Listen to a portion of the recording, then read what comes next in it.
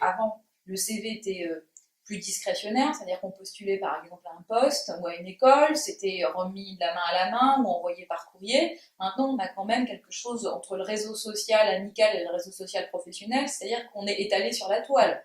Sa photo, son école, à quelle date on a eu ses diplômes, les postes occupés.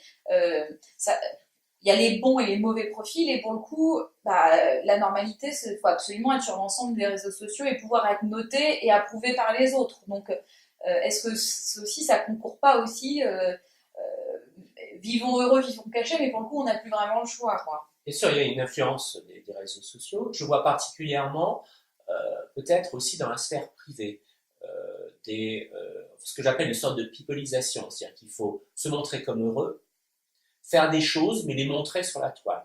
C'est-à-dire que je vois, par exemple, entre 20 et 30 ans, des obligations, des rituels qui se développent, qui deviennent très rigides. Je suis assez surpris, par exemple, des rituels qui existent actuellement sur l'enterrement de vie de garçon, l'enterrement de vie de jeune fille.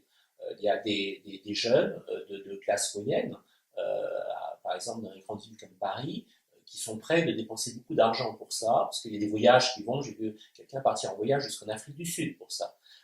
Quelqu'un qui voulait, en fait, là c'était une demande en mariage, ça devait se faire dans un hélicoptère au-dessus de Manhattan.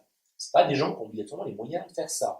Non seulement ils veulent le faire pour impressionner les copains, il y a une compétition, c'est à celui qui fait la chose la plus originale, et en plus il faut que ce soit filmé, que ce soit mis sur YouTube et que ce soit mis sur Facebook.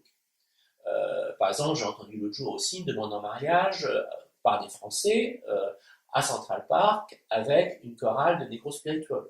Et tout ça, toujours, ça doit être mis sur Facebook et il faut faire mieux que le copain. Donc cette normalité aussi, ça va dans une sorte de compétition en montrant, regardez, je fais mieux que vous, je suis plus heureux que vous et j'ai plus les moyens que vous et plus d'inventivité que vous. Et quand on voit par derrière aussi la durée de vie moyenne des mariages actuellement, ou des couples, quand il n'y a pas de mariage, ça peut être un peu inquiétant. Si on va dans l'image et on n'approfondit pas grand-chose.